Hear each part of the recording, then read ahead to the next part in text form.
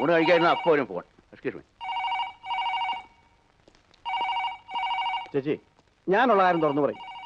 അതുകൊണ്ട് എല്ലാവരുടെയും വിചാരം ഞാൻ മണിയടിക്കാരനാ. ഹലോ. ഇപ്പൊ ഊണ് നന്നായി വെക്കുക, ചേച്ചിക്ക് ഒരു കോംപ്ലിമെന്റ് എന്ന മണിയടിയാണോ?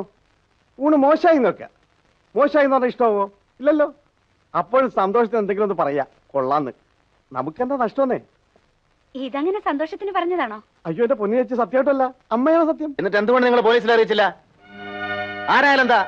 നോ നോ, ഇതങ്ങനെ വിട്ടാൻ പറ്റില്ല. എന്താ? ആരാ? ഊണ് കഴിക്കണില്ലേ? ഇല്ല, എനിക്ക് ഉടനെ ഹോട്ടലിലേക്ക് പോകണം. എന്താ എന്താ പറ്റിയെന്ന് പറ.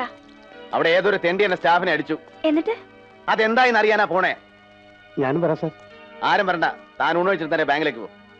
നാരായണേട്ടാ, ഞാനും വരാൻ കൂടെ. ആരും വരണ്ടെന്ന് പറഞ്ഞില്ലേ?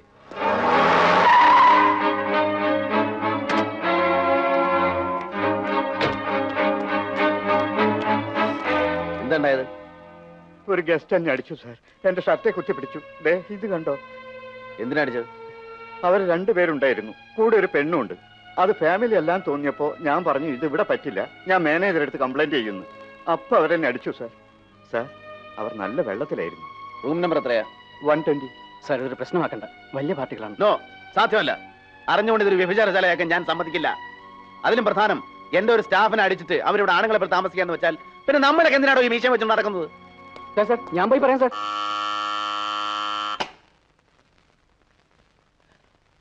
എന്ത് വേണം? സാർ, ഞാൻ ഈ ഹോട്ടലിന്റെ പ്രൊപ്പറേറ്ററാണ്. ദയവേദി നിങ്ങൾ ഈ റൂം വെക്കേറ്റ് ചെയ്യണം. പ്രൊപ്പറേറ്റർ റൂം വെക്കേറ്റ് ചെയ്യണമെന്ന് പോകാൻ പറ അയാളോട്. അല്ലെങ്കിൽ ഈ ഹോട്ടലിന്റെ വില എത്രാന്ന് ചോദിക്ക്. ആ കാശങ്ങ് പിടിച്ചോട്ടെ. ഓ, താനാണോ? വരണം വരണം, ഇരിക്കൂ. സാർ, ഇത് വളരെ മാന്യമായിട്ട് നടക്കുന്ന ഒരു ഹോട്ടലാണ്. ഇത്തരം കാര്യങ്ങൾ ഇവിടെ അനുവദിക്കുന്നതല്ല. എത്തരം കാര്യങ്ങൾ? ഇമ്മോറൽ ട്രാഫിക്, വ്യഭിചാരം. ഞങ്ങൾ അങ്ങനെ ഇമ്മോറലോ ക്രിമിനൽസോ ഒന്നുമല്ല. ഇദ്ദേഹം PWD എക്സിക്യൂട്ടീവ് എഞ്ചിനീയറാണ്. ഇദ്ദേഹം നിങ്ങളുടെ ഹോട്ടലിൽ വന്നൊരു മുറിയെടുത്തു. ഞാൻ എന്റെ ഫ്രണ്ടുമായിട്ട് ഇവിടെ വന്നു. ഞങ്ങളൊന്ന് സന്തോഷിക്കുന്നു കരുതിയാൽ മതി. പക്ഷെ അത് എന്റെ ഹോട്ടലിൽ പറ്റില്ല. എന്താ വല്ല പള്ളിയോ പള്ളിക്കൂടോ വെച്ചാണോ?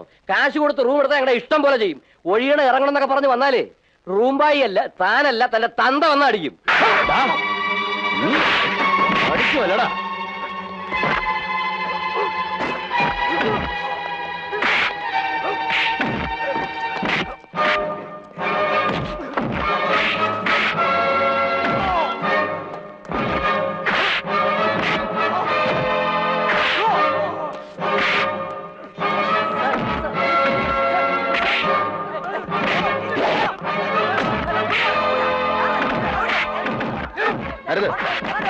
ആരും ഒന്നും ചെയ്യണ്ട. തോൽപ്പിച്ചു എന്ന് കരുതണ്ട. നിന്റെ കുറെ തെണ്ടികളെ കണ്ടു ഭയന്നൊന്നും കരുതണ്ട. മദ്രാസ് KK നായർ വിചാരിച്ചാൽ എന്തും നടക്കും. എന്തും മറക്കണ്ട. 2 കൈ വീശി വന്നവനാ ബാലേന്ദ്രൻ. പേടിപ്പിക്കില്ലേ സാറേ? പേടിക്കരുത്. നമ്മൾ ഇനിയും കണ്ടുമുട്ടാതിരിക്കില്ല.